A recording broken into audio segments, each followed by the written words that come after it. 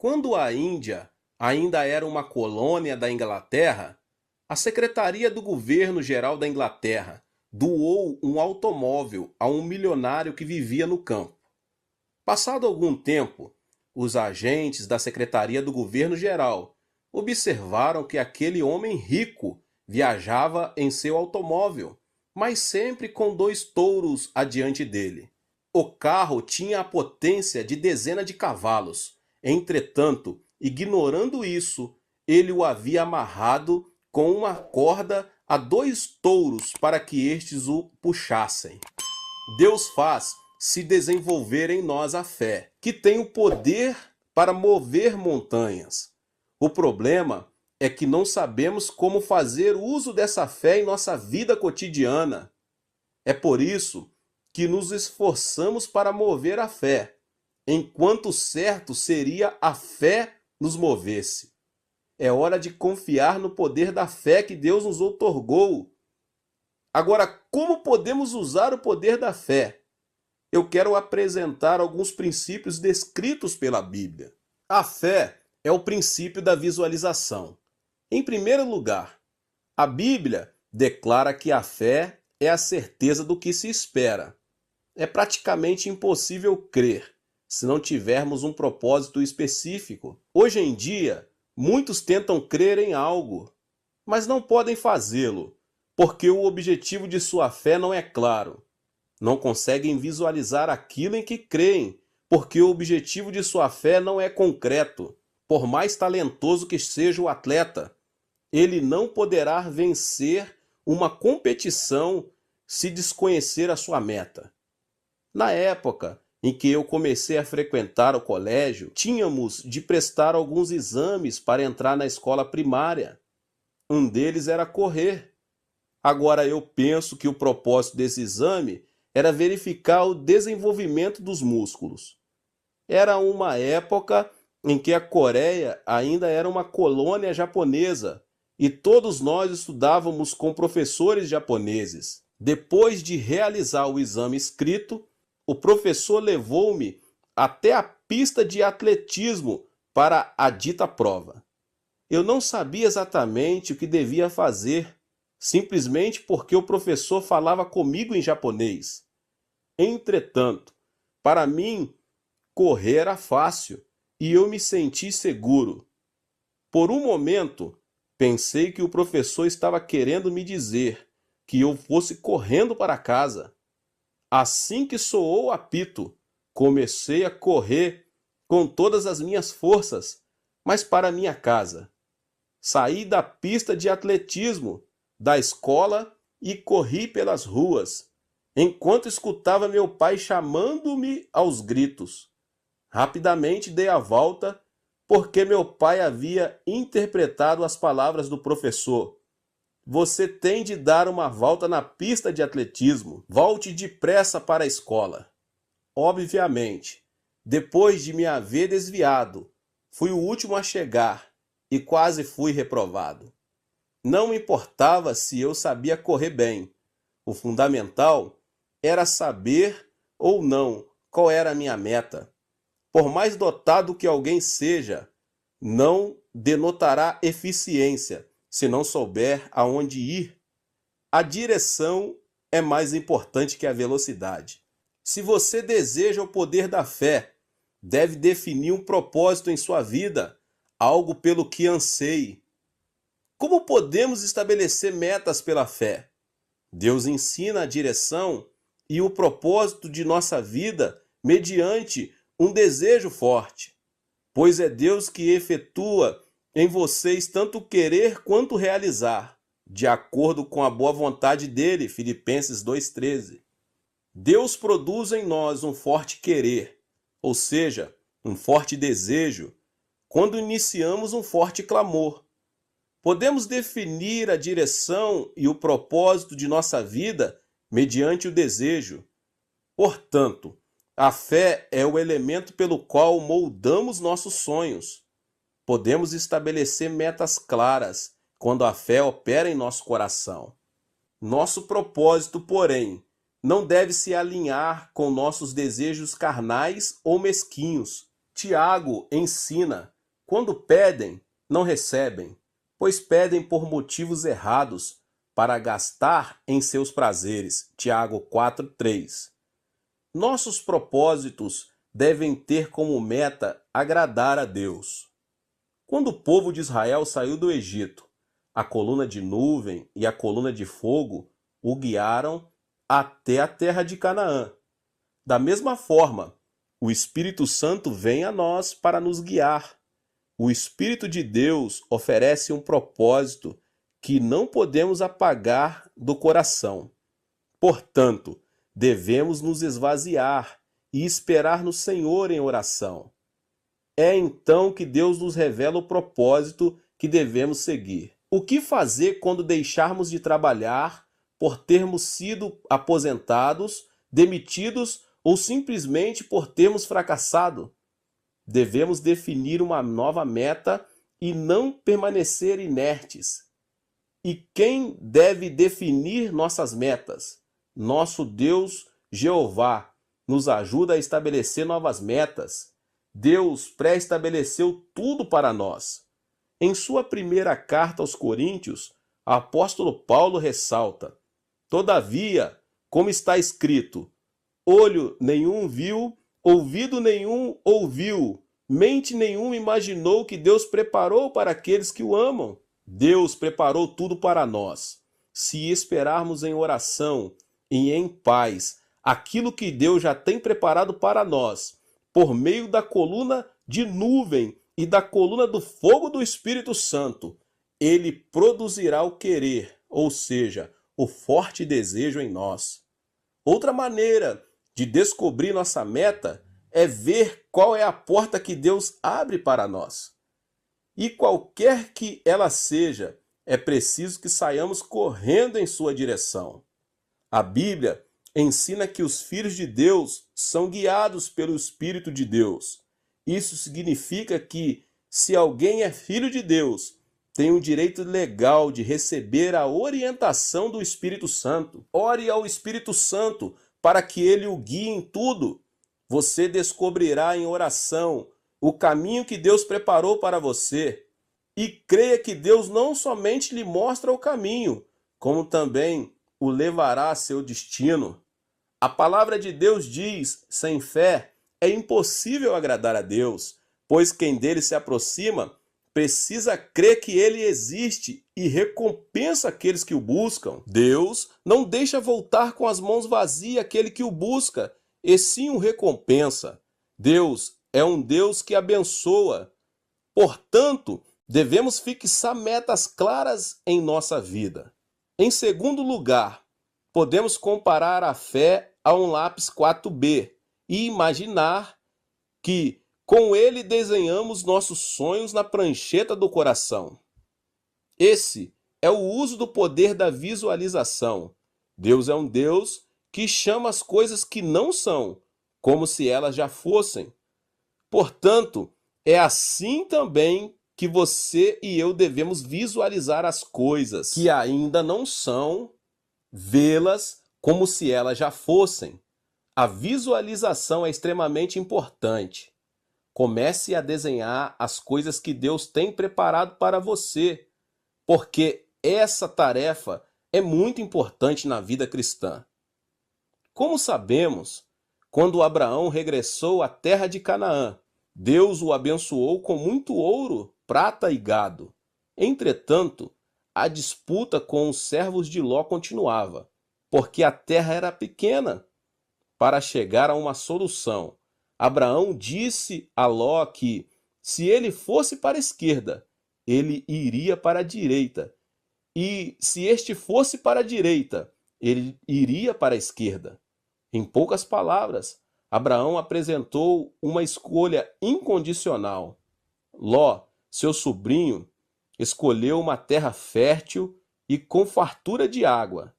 Diante da decisão de seu sobrinho, Abraão poderia ter se sentido frustrado por um momento. Todavia, depois da despedida de seu parente, Deus lhe disse: Abraão, levante os olhos do lugar onde você está e veja de norte ao sul, de leste a oeste. eu darei a você e à sua descendência para sempre toda a terra que a sua vista alcança. Aquele momento, entretanto, Canaã não era propriedade de Abraão, porque era habitada por 7 tribos. Não obstante, o Deus que chama as coisas que ainda não são como se elas já fossem, ordenou que Abraão olhasse para os 4 pontos cardeais, com o objetivo de ensiná-lo a visualizar como propriedade as coisas que ainda não eram. Deus é um Deus que torna possíveis todas as coisas. Se você quer trabalhar em sociedade com Ele, deve visualizar as coisas inexistentes como se já existissem. Deus opera quando somos capazes de crer que temos o que visualizamos pela fé. Não foi só nessa oportunidade que Deus disciplinou e recompensou Abraão em sua fé. Quando ele tinha 85 anos de idade, e já se haviam passado 10 anos desde o início de sua habitação na terra de Canaã, Abraão continuava sem filhos. Ele orava incessantemente para que Deus lhe desse um filho. Certa noite, Deus o tirou de sua tenda e lhe disse que observasse as estrelas do céu. Conte as estrelas do céu. Abraão começou a contar as estrelas, até que Deus lhe disse: chega, não continue contando, porque igualmente numerosa será a sua descendência. Devemos estar atentos ao fato de Deus não ter simplesmente prometido dar-lhe muitos filhos. Abraão teria seguido Deus se ele tivesse prometido: eu darei muitos filhos a você. Observe que ele não fez isso. Deus lhe disse que contasse as estrelas numa noite muito escura. Porque Deus tirou Abraão de sua tenda e disse que ele contasse as estrelas. Há uma ordem aqui. Ou seja, primeiro era preciso visualizar, para que então a fé fosse operada. Quando o objeto da fé é real e nós o visualizamos, nossa fé é fortalecida e Deus age de acordo com ela. Ao visualizar as estrelas, Abraão pôde imaginar concretamente o que teria.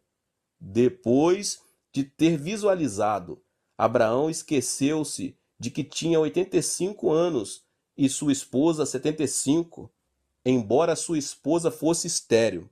Ele visualizou, pela fé, um fato que sucederia acima das circunstâncias naturais.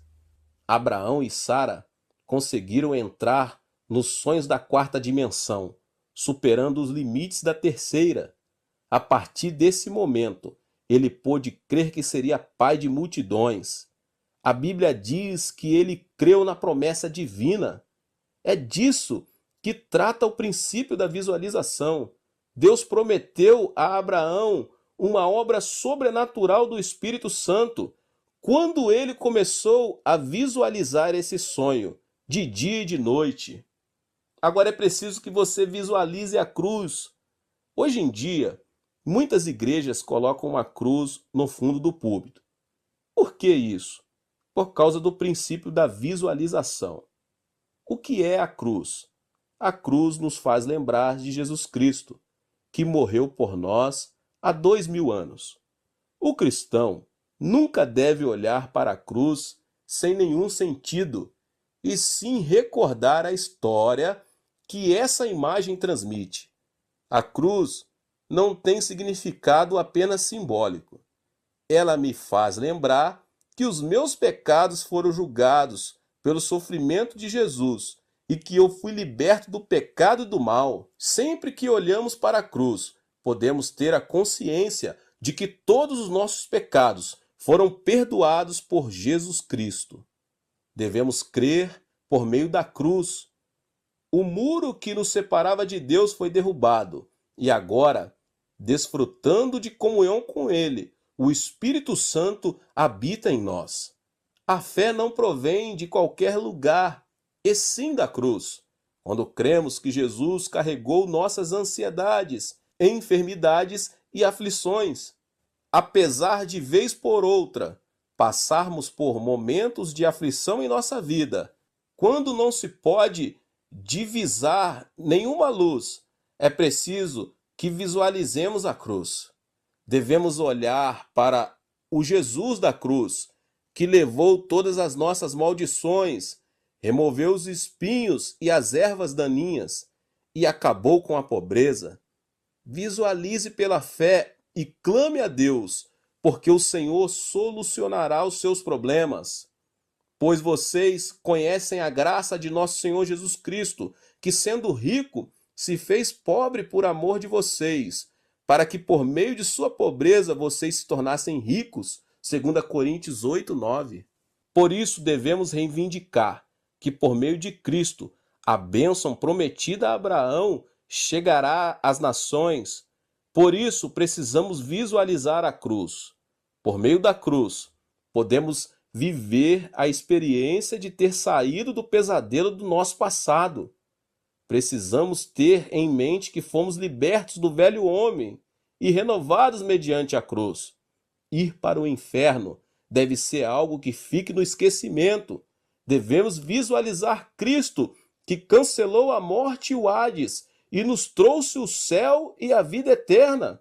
Portanto, se alguém está em Cristo, é nova criação. As coisas antigas já passaram. Eis que surgiram coisas novas, 2 Coríntios 5:17. Por intermédio da cruz, devemos visualizar nós mesmos como uma nova criação e então aceitar-nos.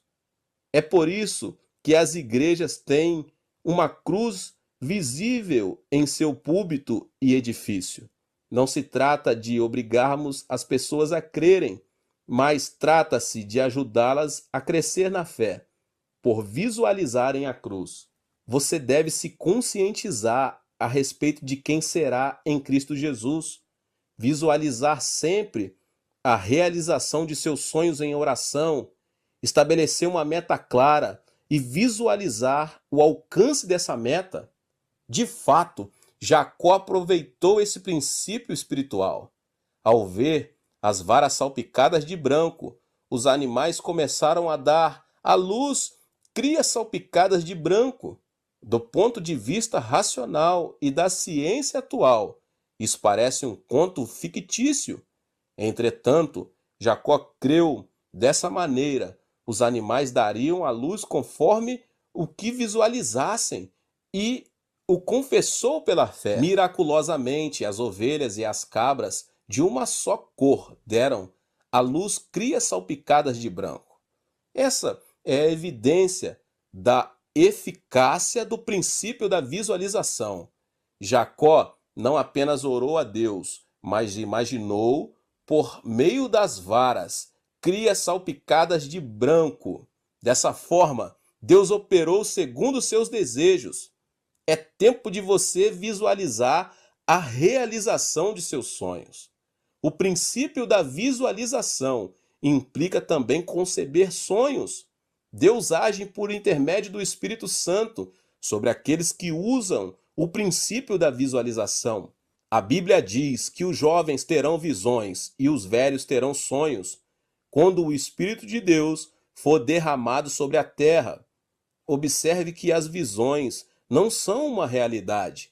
Entretanto, quando você visualiza, o Espírito de Deus atua para que essa visão se manifeste na esfera da realidade. Quem não tem um sonho ou uma visão não poderá atrair uma manhã criativa. Então, é preciso crer na fé que foi dada a você. Este é o tempo em que se deve crer e dar graças pela fé que foi dada a você. Muitos oram dizendo: Senhor, dá-me mais fé. Na verdade, Deus já nos tem concedido a fé, pelo que devemos dar graças. Todos nós nascemos com uma aparência física própria.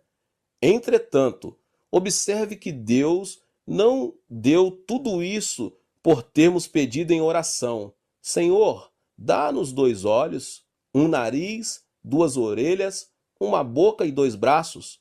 Deus nos deu tudo isso sem que precisássemos pedir. Assim, se usarmos corretamente essas características, desfrutaremos uma vida saudável e feliz. Da mesma forma, todo cristão passa a ter fé quando aceita Jesus em seu coração. O apóstolo Paulo cita: "Por isso, pela graça que me foi dada, digo a todos vocês: ninguém tenha de si mesmo um conceito mais elevado do que deve ter, mas ao contrário, tenha um conceito equilibrado, de acordo com a medida de fé que Deus lhe concedeu." Romanos 12:3. Deus nos deu uma medida de fé antes de nascermos. Quem deixa que essa fé se desenvolva pode experimentar um crescimento qualitativo em sua vida espiritual. Entretanto, se a pessoa não usa sua fé, esta perde sua função e se extingue. Ou seja, na vida, torna-se difícil experimentar um milagre, ainda que pequeno. Todos têm fé, portanto, devemos decidir crer ou não com a medida de fé que já temos. Se decidirmos não crer, obviamente será difícil crer. Por mais que Deus nos tenha dado certa medida de fé, se decidirmos não crer, de nada servirá a fé que recebemos. Ninguém toma a decisão por nós. Por mais que Deus insista para que creiamos, se decidirmos não crer, não alcançaremos uma resposta por parte dele. Esse é um assunto sobre o qual temos de decidir. E quando tomamos a decisão acertada, Deus permanece conosco. As pessoas vivem na dúvida, crer ou não crer. A fé não se recebe por compromisso de ninguém. Jesus realizou todo tipo de milagres, mas quem decidiu não crer, acabou não crendo nele. A evidência externa, ou seja, o milagre visível, não produz fé. Entretanto, devemos decidir crer e seguir pela trilha da fé, mesmo que nossos olhos não vejam nada, nossos ouvidos não ouçam coisa alguma, ou nossas mãos não toquem em absolutamente nada. Meus irmãos e irmãs, ter fé é não se dar por vencido. Tiago recomenda: peça, porém, com fé, sem dúvida, pois aquele que duvida é semelhante à onda do mar, levada e agitada pelo vento. Não pense que tal pessoa receberá alguma coisa do Senhor, pois tem mente dividida e é instável em tudo que faz. Como a fé é algo que o Senhor já pôs em nosso coração, crer é uma questão de decisão. Por mais que o vento sopre forte do norte, do sul, do leste e do oeste, precisamos crer. Tomada uma decisão, aconteça o que acontecer, você precisa obedecer e perseverar na fé. É certo que a vida nos traz frustrações, mas esse será o tempo de abrir as páginas da sua Bíblia e ler com perseverança. Devemos também ter comunhão com homens e mulheres de fé e receber ajuda. Muitos se dão por vencidos com muita facilidade, porque não sabem que depois de um curto período de perseverança brotará o fruto. Entretanto, os que esperam no socorro de Jeová conseguem ver a glória de Deus pela fé. Na época da corrida do ouro, no oeste dos Estados Unidos, certo empresário investiu tudo o que tinha para desenvolver uma mina de ouro.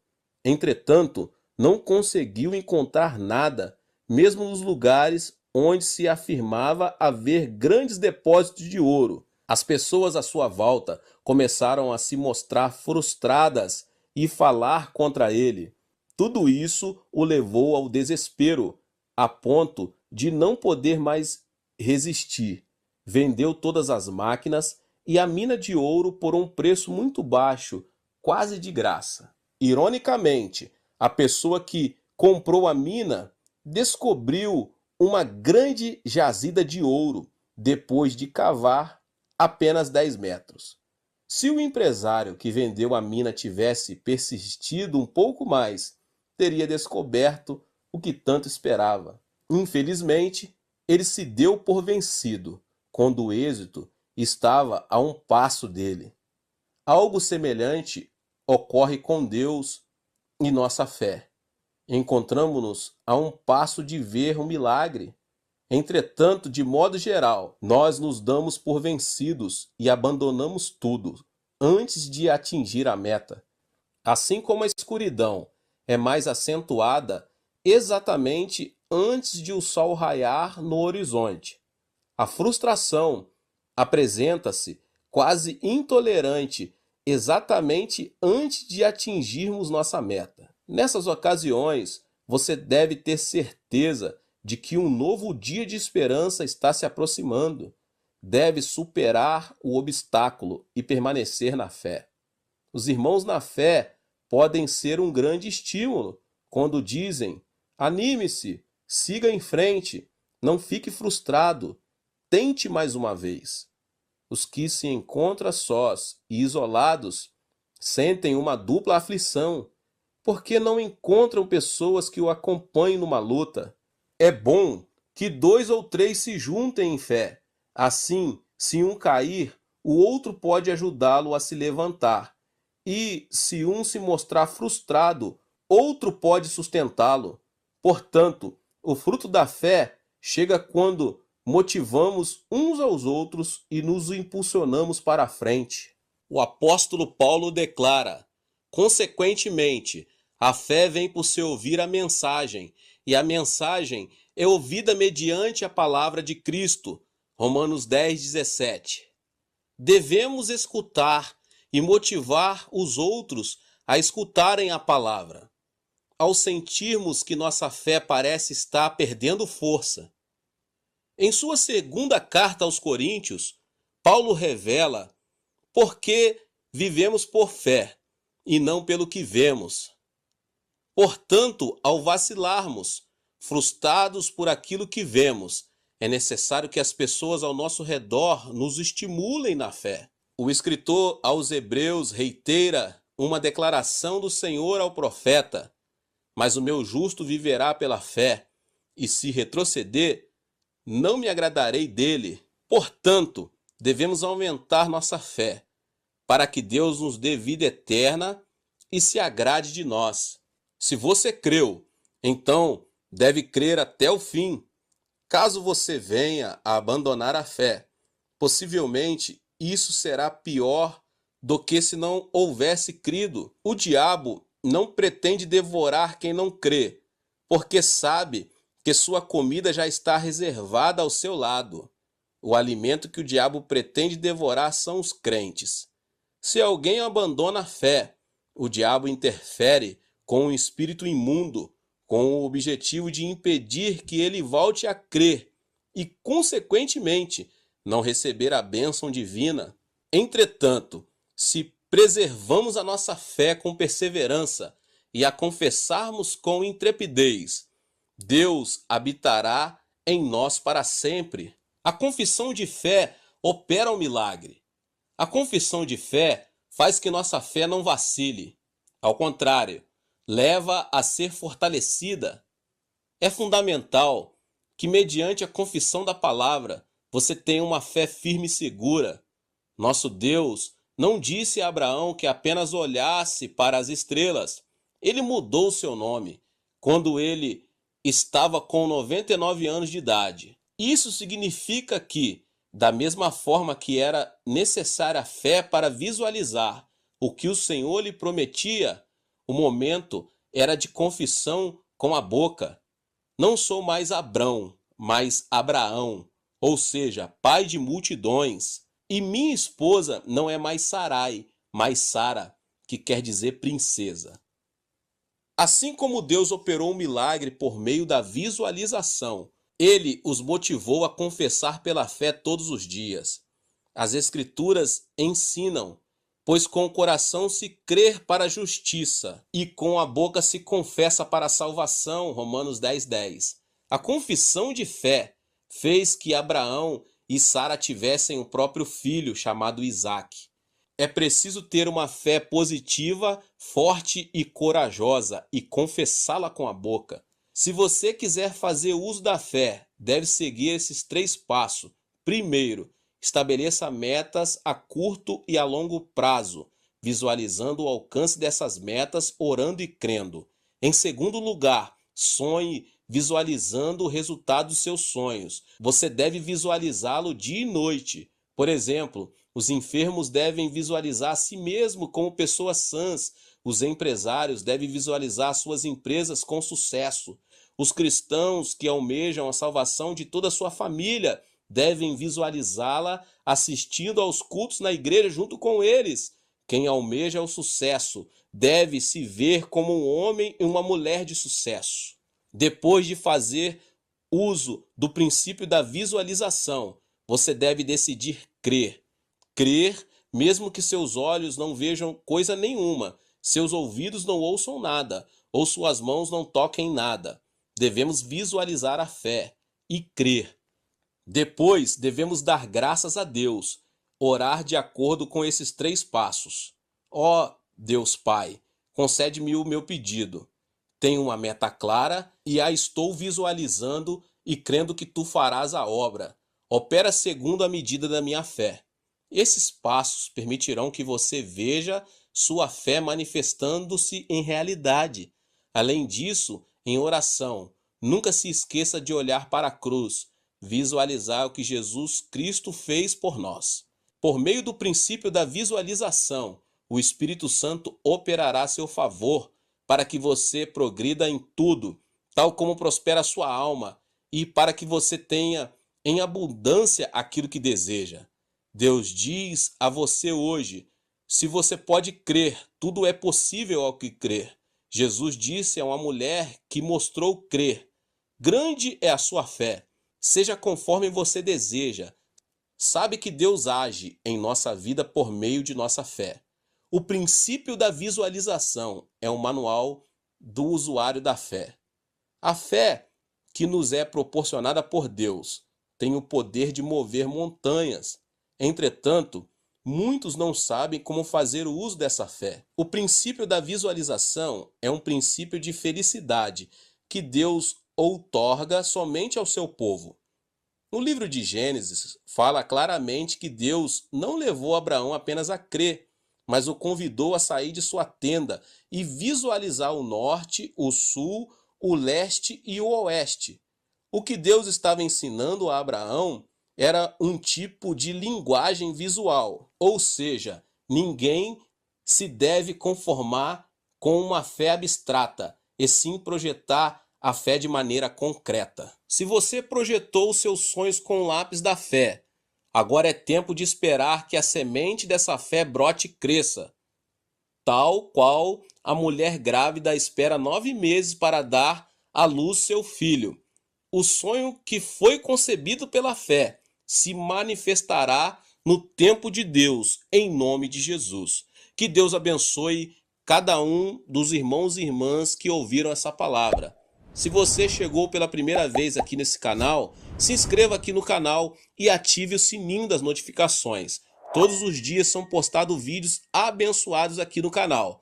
Não esqueça de deixar aqui o seu like e de compartilhar esse vídeo com as pessoas que você mais ama. Compartilhe em todas as suas redes sociais. Deus abençoe e nos vemos nos próximos vídeos. Pastor David Poyong Cho.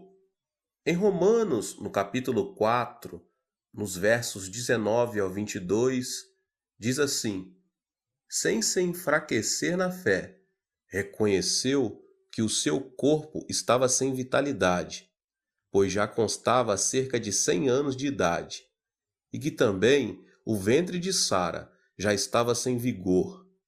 Mesmo assim não duvidou, nem foi incrédulo em relação à promessa de Deus, mas foi fortalecido em sua fé e deu glória a Deus, estando plenamente convencido de que ele era poderoso para cumprir o que havia prometido.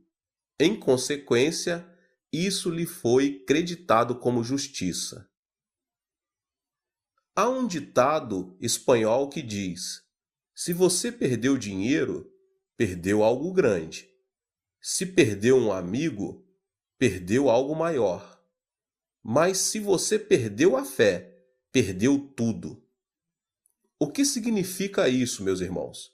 Significa que a fé é a fonte de vida do homem. Aleluia! Deus disse: "O justo viverá pela fé." Abacuque 2:4. Isso significa, meus irmãos, que a vontade de Deus é que vivamos pela fé. A fé nos ajuda a compreender que o mundo de Deus não está distante, está tão próximo de nós que podemos senti-lo na vida cotidiana. A felicidade que Deus nos oferece está na fé. A fé nos incentiva a projetar nossa vida limitada na direção do mundo ilimitado de Deus. Qual será o caminho para viver pela fé? Pensando em que cada pessoa tem nacionalidade própria e cultura próprias. Agora eu vou lhes falar as características mais comuns, meus irmãos, dos homens de fé. O primeiro ponto fundamental é que esses homens de fé, eles alimentam-se do pão dos céus. O homem de fé alimenta-se do pão dos céus. D.L. Moody, o famoso evangelista, disse: "Eu orava frequentemente a Deus, pedindo que Ele me desse fé, e esperava que a fé caísse do céu. Entretanto, a fé não chegava para mim. Certo dia, meus olhos detiveram-se numa citação bíblica. A fé vem por se ouvir a mensagem, e a mensagem é ouvida mediante a palavra de Deus." Isso está em Romanos 10:17, uma passagem muito conhecida entre os irmãos. Não demorei em me dar conta de que, sem ler a Bíblia, era inútil pedir fé a Deus. A partir daquele momento, comecei a estudar a Bíblia e senti que a minha fé aumentava à medida que a palavra era implantada em meu coração. Como declara D.L. Moody, o fundamento de nossa fé é a palavra de Deus. Nossa fé alimenta-se do pão dos céus. Os grandes personagens de fé citados na Bíblia alimentaram-se também do pão dos céus. O mesmo aconteceu na vida de Abraão. As Escrituras esclarecem que Deus não o tomou por justo, por ser ele um homem justo de nascimento, nem por suas virtudes. Abraão foi um homem honesto. Em termos gerais, foi um bom homem. Entretanto, não deixou de vacilar e, quando parecia viver na quarta dimensão, permanecia na terceira. Quando parecia estar na terceira dimensão, estava na quarta. Apesar de tudo, Abraão creu em Deus ao ver as estrelas do céu, e Deus teve prazer na fé que encontrou nesse homem. O homem de fé toma a palavra de Deus como parâmetro de sua vida e vive de acordo com ela. A palavra de Deus é a matéria da fé. No Egito, Israel ganhava o pão de cada dia com o próprio esforço. E, quando os israelitas viviam da colheita, tiravam proveito do rio Nilo e plantavam sementes. Em poucas palavras, a vida do Egito era planejar, trabalhar e esforçar-se humanamente com o objetivo de ganhar o pão de cada dia. Apesar disso, ao saírem do Egito, sob a liderança de Moisés, não havia como viver pelo esforço humano. As características mostravam que não havia água, terra nem semente para plantar. Era um deserto desabitado. Por isso, os israelitas não tinham outra coisa a fazer senão simplesmente olhar para cima, olhar para o alto. Não podiam viver olhando para si mesmos ou para as circunstâncias. Não havia outra saída a não ser o céu. E a única coisa que se ouvia do céu era a palavra de Deus. A sobrevivência dependia da palavra de Deus e da fé que mostravam ter no poder divino. No Egito, Israel viveu pelas próprias forças e métodos. Mas no deserto, aquele povo não podia viver senão pela palavra de Deus. Disse, porém, o Senhor a Moisés: Eu lhes farei chover pão do céu. O povo sairá e colherá diariamente a porção necessária para aquele dia. Com isso, os porei à prova, para ver se seguem ou não as minhas instruções. Isso está em Êxodo 16, 4.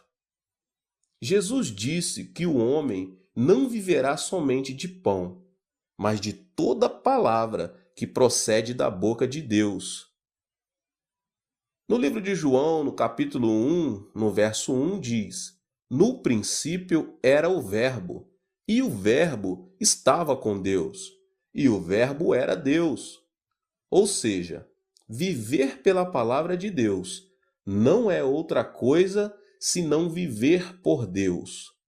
Viver pela palavra significa viver por Deus, por seu poder e graça, não pelo esforço humano. Um outro ponto que eu quero vos falar é que você precisa decidir crer.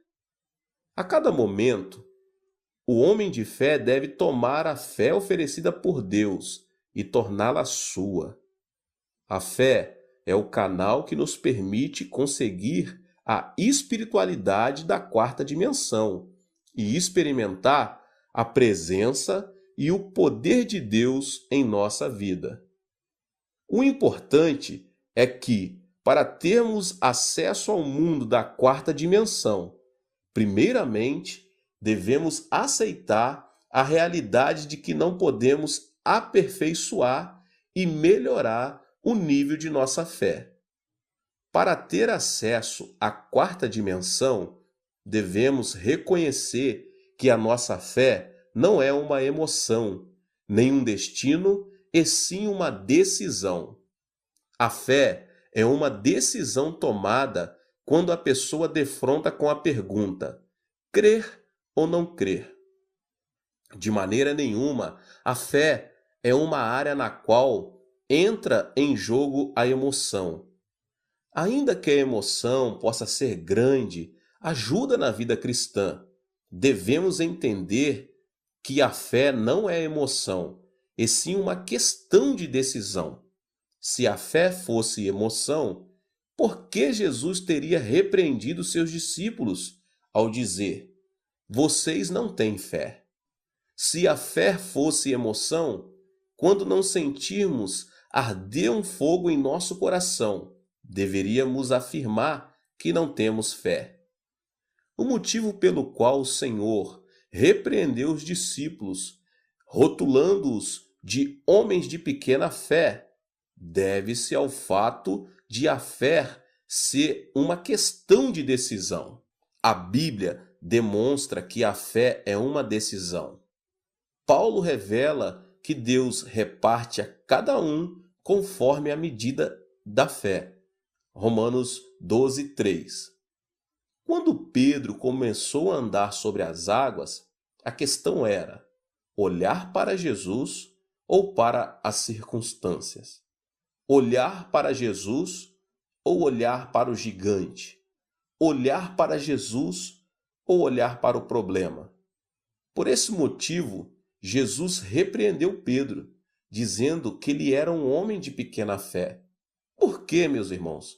Porque o discípulo escolhera olhar para as circunstâncias e não para Jesus. A fé é uma questão de decisão, é uma área controlada pelo intelecto, não pela emoção. Não obstante, pelo fato de a fé pertencer à quarta dimensão, ter fé implica crer no oposto à terceira dimensão. De acordo com a perspectiva dos que vivem na terceira dimensão e que por isso carecem de fé, viver pela fé é sinônimo de ilógico, irracional e não científico. De acordo com eles, viver pela fé é crer no incompreensível. A bem da verdade, o mundo da fé não é oposto à lógica, à ciência e à filosofia. É mais que isso. A fé reconhece a razão. A diferença, porém, está em que a cosmovisão da fé aceita o sobrenatural. Portanto, a cosmovisão da fé não é antinatural, é sobrenatural. Eu quero te fazer uma pergunta nessa noite. Onde está a sua fé? Logo depois de ter acalmado a tempestade que fustigava o barco, Jesus perguntou aos seus discípulos: onde está a sua fé? Observe que Jesus não repreendeu seus discípulos, dizendo que eles não tinham fé. Simplesmente perguntou-lhes: onde está a sua fé? A que se deve isso, meus irmãos? Quando os discípulos subiram com Jesus no barco, o Senhor lhes disse: vamos para o outro lado do lago. Se Jesus disse, acontecesse o que acontecesse, apesar da tempestade, o barco tinha que chegar à outra margem do lago. A palavra de Deus permanece para sempre, ainda que os céus e a terra passem. O problema é que os discípulos haviam se esquecido da promessa divina. O que nos diferencia como cristãos dos incrédulos é que não vivemos pelo pão material, e sim pela crença na promessa de Deus. No Egito, o povo de Israel viveu pelo pão durante 430 anos. Ao chegar, porém, ao deserto, não podiam mais viver pelo pão, porque não havia alimento, água, hospital, tampouco roupas. Eles dependiam somente do Senhor. Quando Israel cria na palavra, que era transmitida por intermédio de Moisés, caíam maná e codornizes, brotava água, enfermidades eram curadas e a roupa não se estragava. Durante 40 anos, o povo de Israel viveu não pelo pão, mas totalmente pela palavra de Deus. Da mesma forma, os cristãos de hoje devem reconhecer que vivem num mundo dentro de outro mundo. Os incrédulos vivem na terceira dimensão e estão sujeitos ao tempo, espaço e matéria. Mas nós vivemos no mundo do Espírito Santo, que supera o plano tridimensional. O Espírito Santo aproxima-se de nós por meio da palavra e, por meio dela, resolve nossos problemas. A Bíblia não é a palavra do mundo, tampouco é a palavra de um filósofo, de um cientista ou de um religioso. A Bíblia é a palavra de Deus que nos foi enviada do trono divino. Se lemos, ouvimos, conhecemos a palavra de Deus e servimos a Deus. Ela realiza milagres nesta vida desértica de hoje. É disso que trata a pergunta que Jesus fez aos seus discípulos. O vento ruidoso, as ondas gigantes e a água dentro do barco são coisas que podem acontecer na terceira dimensão. Entretanto, Deus deu força para subjugar a terceira dimensão por meio da palavra. Então, por que os discípulos não creram nela? Foi isso que o Senhor lhes perguntou. Instantaneamente, fez-se grande bonança no mar, tal como o salmista já revelara. Na sua aflição, clamaram ao Senhor, e ele os tirou da tribulação em que se encontravam. Reduziu a tempestade a uma brisa e serenou as ondas.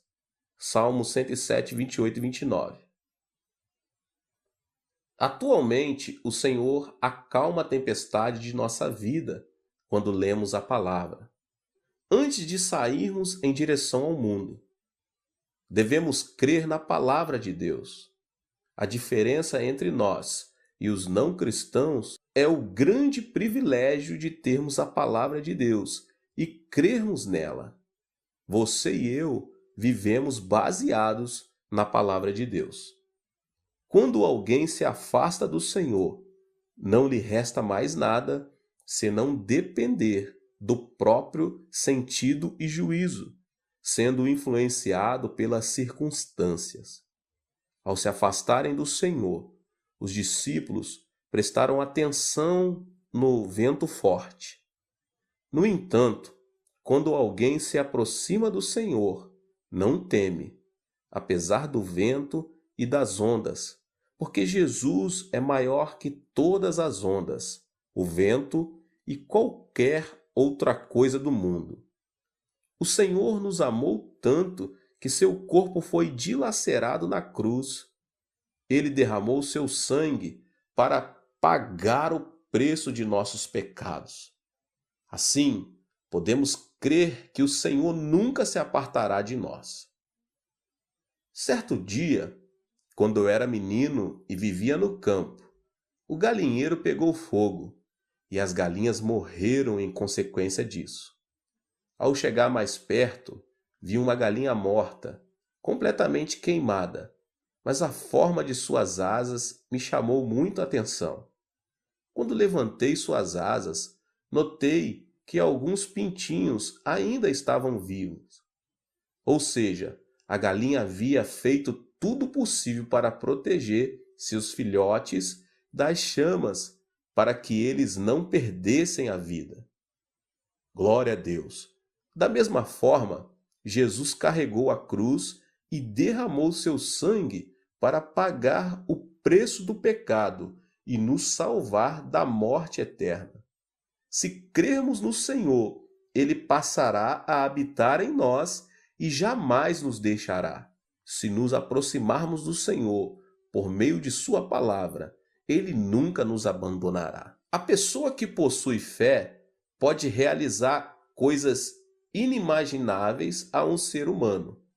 Quando reflito sobre minha vida, sinto que ela tem sido como o salto de bungee jumping.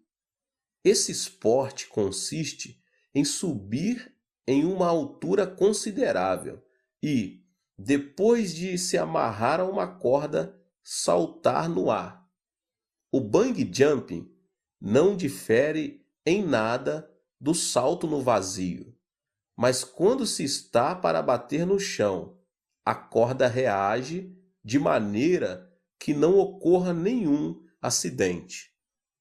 A fé é conceber a palavra no coração, amarrar o corpo à corda da fé e dar o salto no vazio. Dar esse salto significa saltar no abismo. Quando vemos com os nossos olhos, causa-nos medo. Quando ouvimos a corrente das águas ao fundo, sentimos medo. O vento que sentimos na pele nos assusta. As circunstâncias advertem: perigo, perigo, perigo. É normal que as pessoas comuns não se aproximem da beira de um abismo, mas ainda tratem de se afastar dele. Ao contrário, os cristãos se aproximam da beira. Por quê, meus irmãos? Por saberem que a palavra invisível aos olhos os sustém. Estão conscientes de que, apesar de se atirarem ao vazio, a corda reagirá de maneira que não baterão no chão, mas no momento exato, ela os sustentará. Essa é a razão por que pratica o bungee jump pela fé.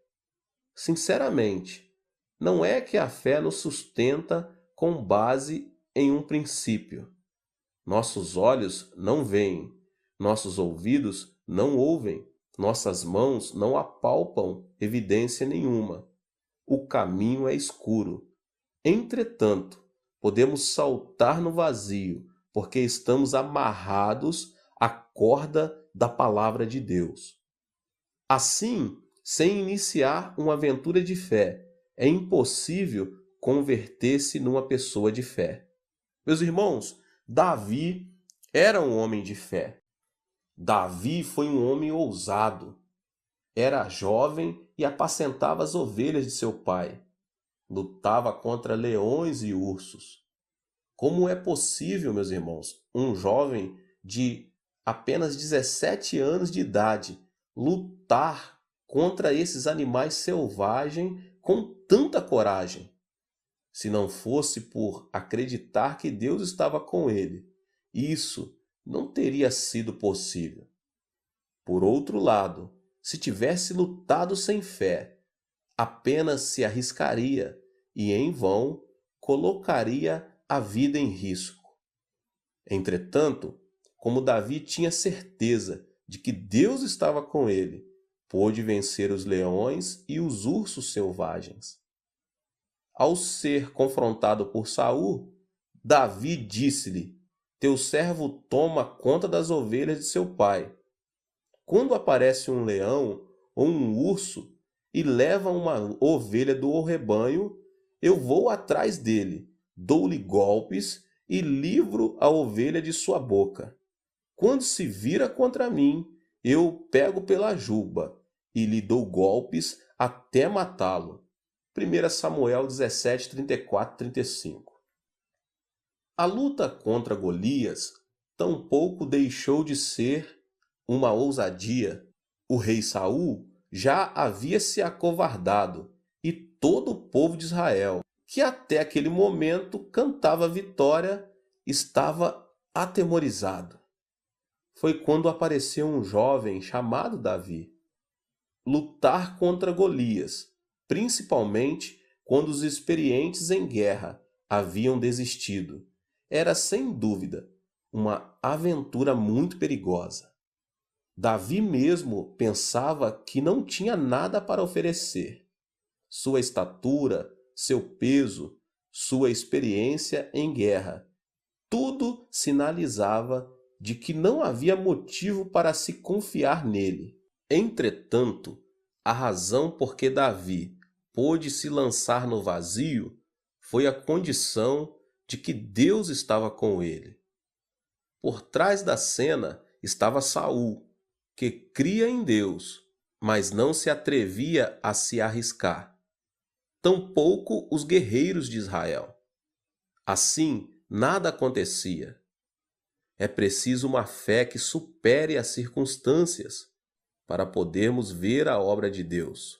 Ao praticar o bang jump da fé, Davi disse: "Teu servo pôde matar um leão e um urso. Esse filisteu incircunciso será como um deles, pois desafiou os exércitos do Deus vivo." 1 Samuel 17, 36.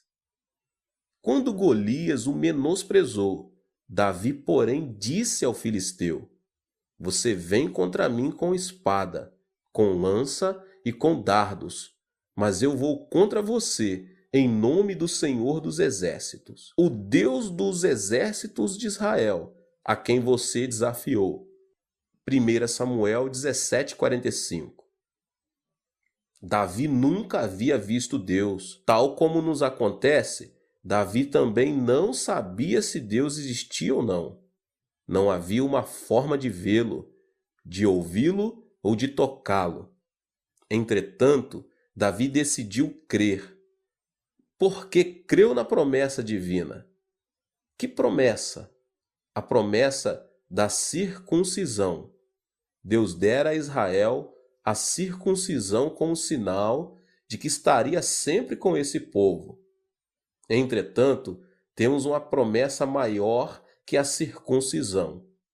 É a promessa firmada graças ao sangue da cruz de Jesus Cristo. O cristão é aquele que crê na promessa da cruz de Jesus Cristo. Deus está com as pessoas que creem e confiam no sangue de Jesus. Se Davi, que cria na promessa da circuncisão, atreveu-se a arriscar pela fé, quanto mais nós, que temos a promessa do sangue de Jesus. Devemos nos lembrar de que, se nos negarmos a assumir o risco, da mesma forma, Deus não atuará em nosso favor. Pedro também é um homem de fé. Pedro estava lavando as redes, pois não havia pescado durante a noite toda. Jesus pediu-lhe que lhe emprestasse o barco por um instante. Ao pregar a palavra de Deus, quase ao nascer do sol, Jesus disse-lhe que fosse pescar ao largo do lago.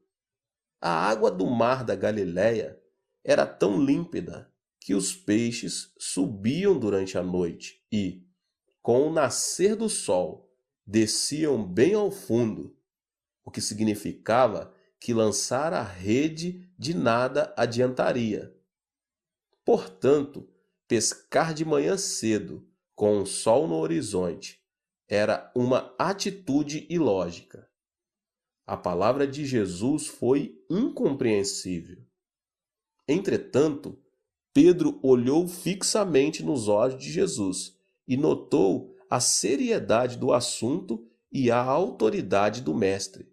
E disse: Pesquei durante a noite toda, mas por tua palavra lançarei a rede. É disso que trata a aventura da fé. Todos os colegas riram de Pedro ao vê-lo fazer-se ao mar junto com Jesus.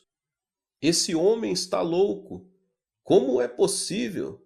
Se todos sabemos que não podemos pescar durante a noite toda, quanto menos com o sol nascendo.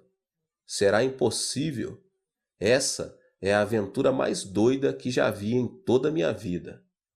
Apesar do murmúrio, Pedro conseguiu pescar tanto que a rede estava a ponto de romper-se. Ao ver que não conseguia trazer o barco sozinho, pediu ajuda para os seus colegas. Veja o que está relatado em Lucas, no capítulo 5, os versos 4, 5 e 6. Tendo acabado de falar, disse a Simão: Vá para onde estão as águas mais fundas, e a todos lancem as redes para a pesca. Simão respondeu: Mestre, esforçamo-nos a noite inteira e não pegamos nada. Mas, porque és tu quem está dizendo isto, vou lançar as redes. Quando o fizeram, pegaram tal quantidade de peixes que as redes começaram a rasgar-se. Como Pedro se converteu no discípulo sucessor de Jesus? Por que ele é conhecido como o apóstolo dos apóstolos? Por sua fé notável. Pedro foi um homem que, diferentemente dos outros discípulos, aventurava-se continuamente na fé. Embora não vendo nada, não ouvindo nada, nem tocando em nenhuma evidência, tomava a decisão de se aventurar na fé. Como sabemos, certa ocasião em que os discípulos tomaram o barco para atravessar para o outro lado, Jesus não os acompanhou. Eles foram surpreendidos por uma grande tempestade e tiveram de remar com muita dificuldade. Foi então que Jesus aproximou-se deles, como uma luz resplandecente. Os pescadores acreditavam numa fábula antiga, segundo a qual, se alguém visse um fantasma em meio a uma tempestade, o barco afundaria. Alguém gritou: um fantasma! No mesmo instante, todos se convenceram de que o barco iria a pique, até ouvirem uma voz. Era nada menos que a voz de Jesus. Coragem, sou eu. Não tenham medo. Senhor, disse Pedro, se és tu, manda-me ir ao teu encontro sobre as águas.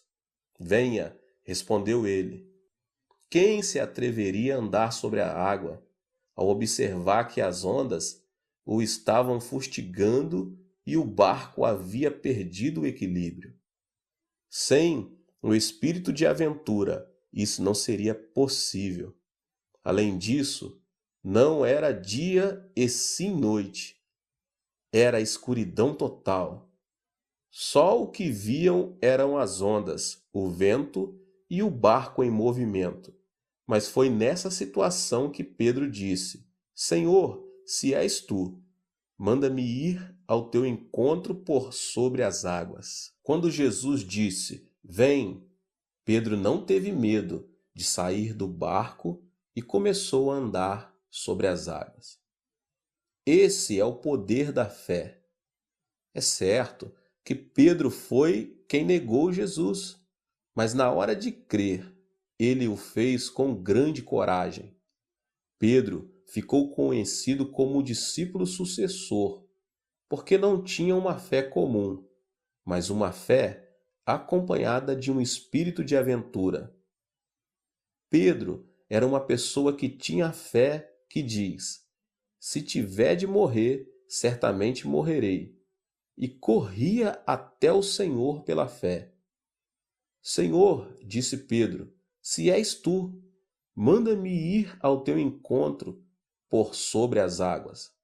Venha, respondeu ele. Então Pedro saiu do barco, andou sobre as águas e foi na direção de Jesus. Se você fosse Pedro, o que você teria feito no lugar dele? Certamente não teria querido sair do barco. Penso que eu faria o mesmo, meus irmãos. Pedro, porém, saiu do barco. Ao lermos esse relato, o fato não nos parece um grande desafio. Entretanto, quando enfrentamos na própria pele alguma situação parecida com essa, vemos que não é tão fácil quanto pensamos. Logo depois da ressurreição de Jesus e de sua ascensão ao céu, ele enviou o Espírito Santo ao subir ao templo, às 3 horas da tarde. Pedro e João depararam com um aleijado que estava mendigando. Tratava-se de um aleijado de nascimento. Pedro e João, olhando bem para ele, disseram: Olhe para nós. Esperando receber alguma coisa, o homem estendeu a mão. Nesse instante, Pedro lhe disse: Não tenho prata nem ouro, mas o que tenho, isso lhe dou. Em nome de Jesus Cristo, o Nazareno, ande. E segurando-o pela mão, ajudou o homem a levantar-se. Como vemos nesse relato, a fé do apóstolo Pedro não era nada comum. Imagine o cenário ao seu redor, com tanta gente entrando no templo. Entretanto, Pedro disse em alta voz: Não tenho prata nem ouro, mas o que tenho, isso lhe dou. Em nome de Jesus Cristo Nazareno, ande. Se você quer viver em outra dimensão, deve se converter em alguém de fé. Contudo, o certo é que nem todos podem se converter numa pessoa de fé. A pessoa de fé é aquela que confia na palavra de Deus. E mais, não somente confia, como também se atreve a dar um salto de bungee jump pela fé. Você ainda sente que sua fé vacila por suas emoções ou sentimentos? Então deixe de olhar a constante mudança das circunstâncias da terceira dimensão e decida crer na palavra de Deus que nunca muda. Se você decidiu crer na palavra de Deus, é tempo de começar uma nova aventura e experimentar o poder que existe na fé. Contudo, devemos reconhecer que isso não se realiza mediante a vontade humana. Isso acontece pelo fato de um homem não poder usar o poder de Deus como se fosse uma lâmpada mágica. Renuncie a esse tipo de falsa fé. Proste-se diante do Senhor, expresse uma nova dimensão de fé e comece a viver uma vida criativa. A fé é comprometer-se por completo, confiando na palavra de Deus. Nossa identidade mudou de homem pecador para homem justo, pelo fato de possuirmos o passaporte da fé. A fé é o documento de identidade que evidencia que somos filhos de Deus e irmãos de seu Filho, Jesus Cristo. A Bíblia diz que todos os que têm essa identidade são justos e lhes é prometida uma bênção inimaginável. Se quisermos nos converter em pessoas de fé, devemos encher o nosso intelecto com a palavra de Deus. Uma vida não formada pela palavra de Deus é como uma casa edificada sobre a areia. O passo seguinte é preservar a fé, tal como Pedro lançou as redes confiando na palavra de Deus. Devemos recordar que a fé é uma área que envolve não somente o intelecto, mas também a prática. Você pode começar a experimentar o mundo de Deus no momento em que se comprometer